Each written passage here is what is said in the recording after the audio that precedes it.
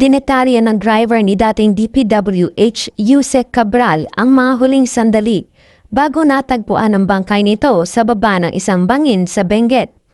Panoorin ang buong detalye.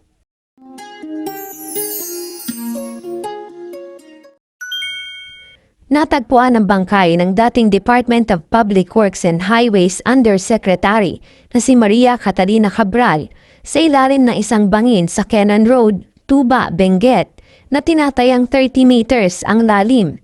Sa isang detalyadong saraysay, isa-isang inilahad ng kanyang driver na si Ricardo Cardo Hernandez ang mga huling oras bago tuluyang magwakas ang buhay ng dating opisyal.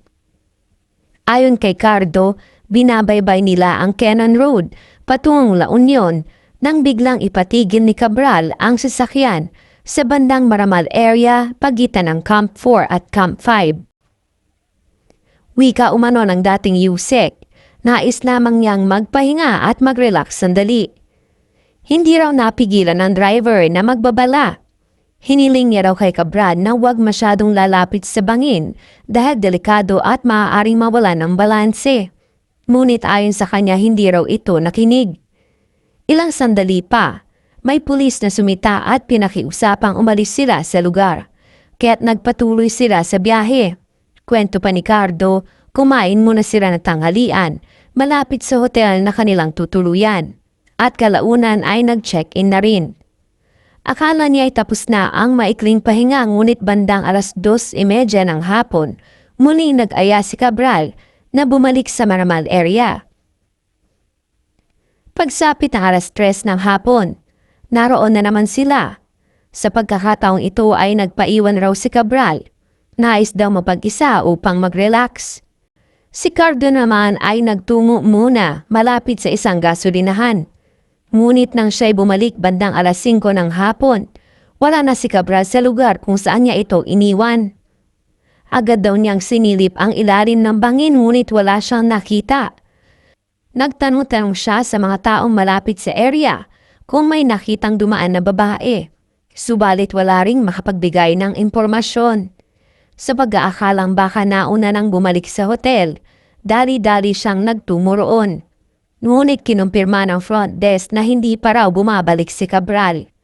Dahil dito, nagdesisyon si Cardo na balikan at suyurin muli ang lugar. Umaasang naglalakad-lakad lamang o tumambay sa malapit ang dating opisyal. Nang mabigo pa rin ang paghahanap, bandang 7:00 ng gabi ay formal siyang humingi ng tulong sa pulisya. Makaraan ng 1 oras sa search operation, doon na natagpuan ang katawan ni Maria Catalina Cabral sa ilalim ng bangin. Inabot pa ng ilang oras ang retrieval operation at natapos lamang bandang 12:30 ng madaling araw, December 19, ang pagkuha sa kanyang bangkay. Isang eksenang nag-iwan ng tanong at pagkabigla sa marami. Lalong naging mabigat ang insidenteng ito dahil si Cabral ay isa sa mga opisyal na pinangalanan ni DPWH Secretary Vince Dizon sa kanyang livestream kahapon December 18.